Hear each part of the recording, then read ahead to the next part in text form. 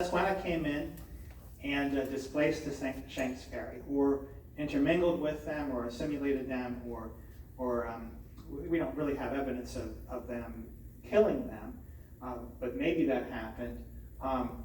There are groups of Shanks Ferry people here, and then the Susquehanna come in, and it looks like they assimilated at least some of them in the mid-1400s, long before any Europeans arrived here.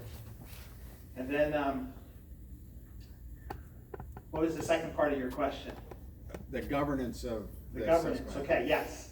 So initially when they came down here, they would have still been under, it looks like they would have still been under kind of the governance of the Iroquois.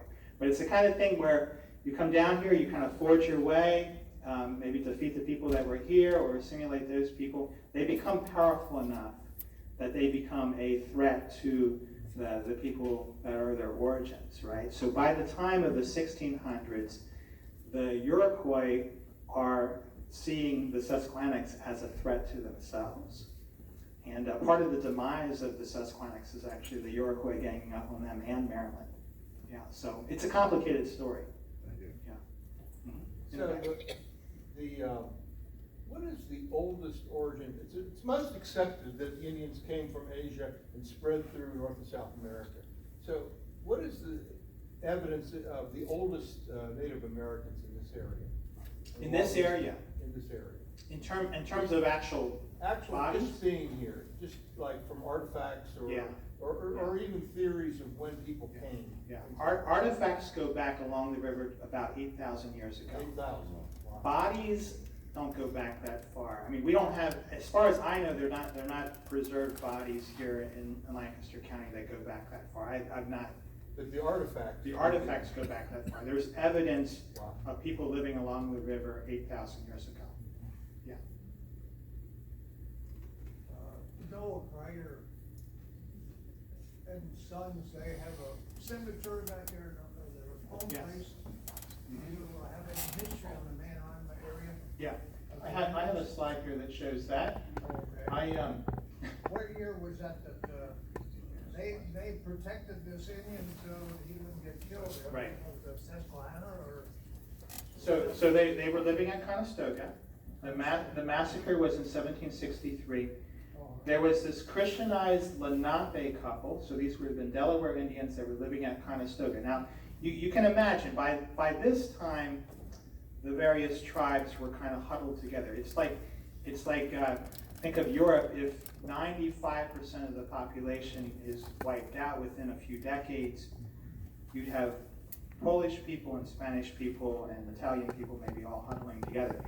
It's a bit like this, that this couple, Michael and Mary, that became Christian, but they were Lenape, they were Delaware, they were living in Conestoga, but this family up in Manheim that you're talking about, the Hershey family, protected them for the rest of their life, and they're buried there on the Hershey farm in their own plot. There's actually a Hershey cemetery. They're not buried in the Hershey cemetery. They're buried at a special spot by the small brook that runs through the farm, and right there is a picture of, I took that picture about 10 years ago.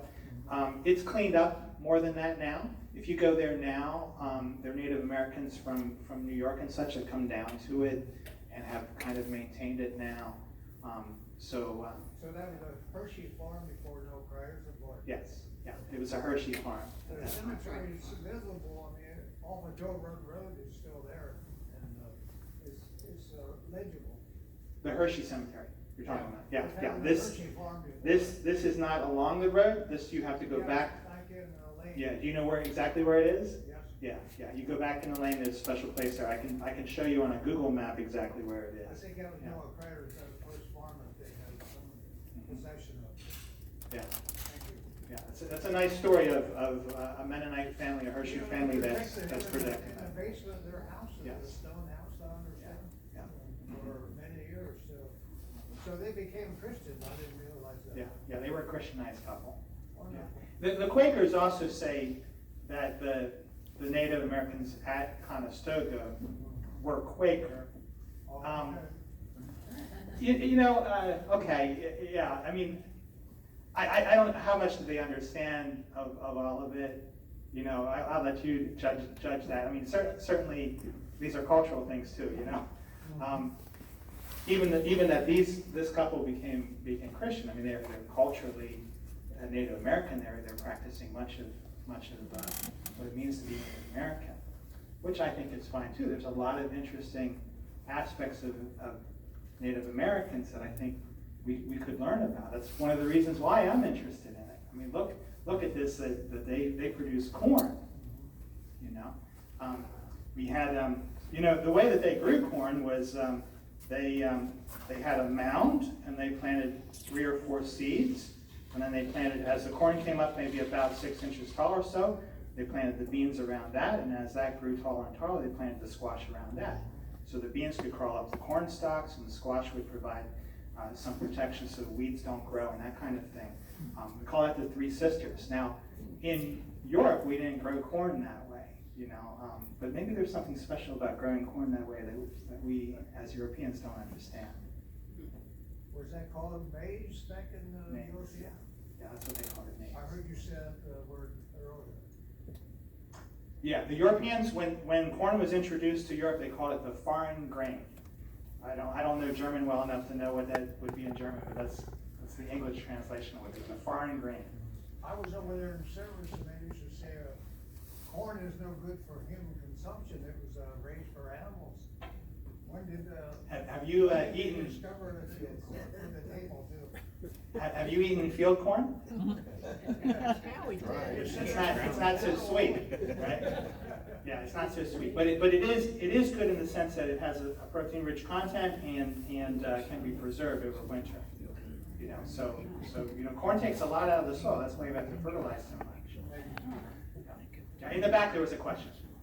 Yes, is there any evidence of any intermarrying between the say Brubakers and Indians, or Mennonite settlers and Indians, or anything? Yeah, like that?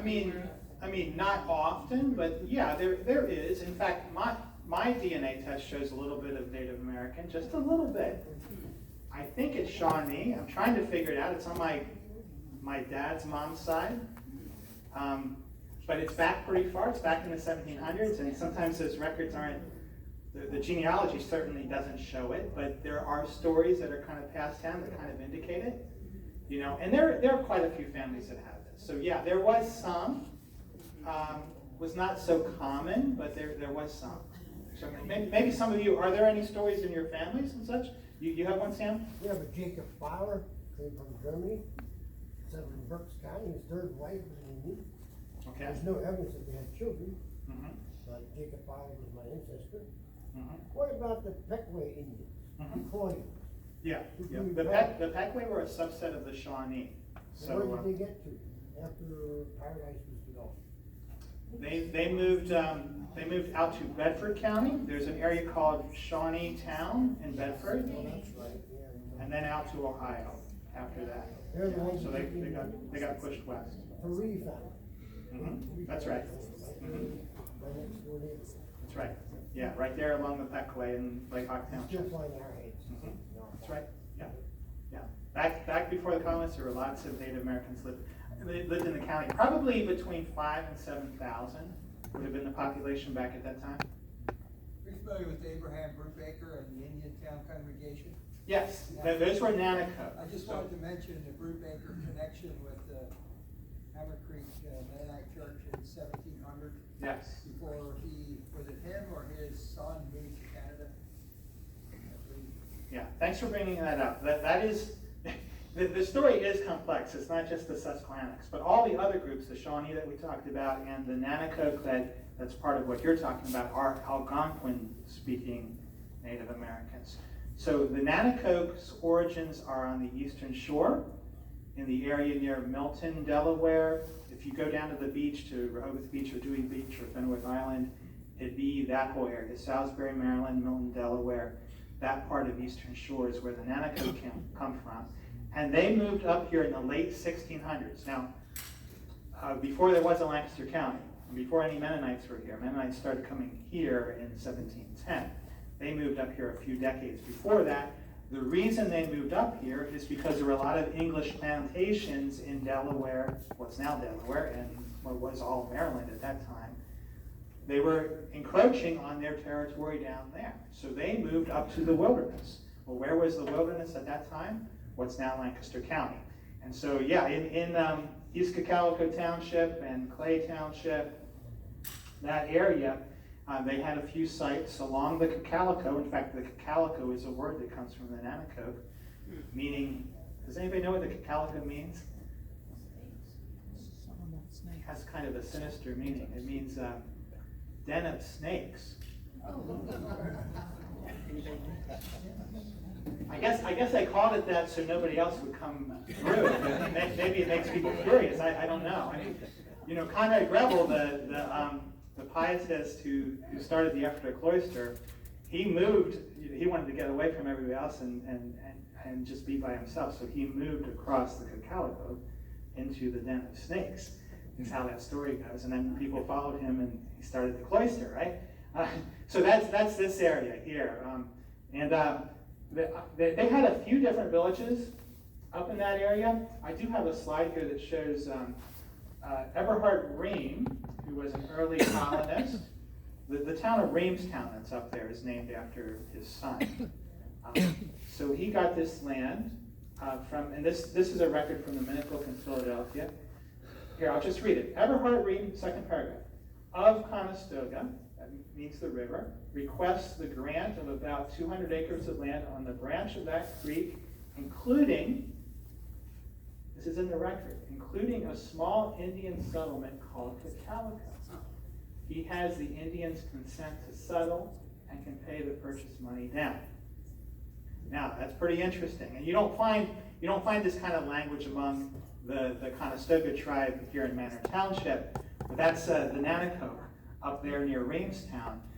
Now, the Pennsylvania government, being Quaker, they were a bit sensitive to this, that they wanted the Indians to agree, and William Penn buys land, and then he buys land again, same land, and then even again.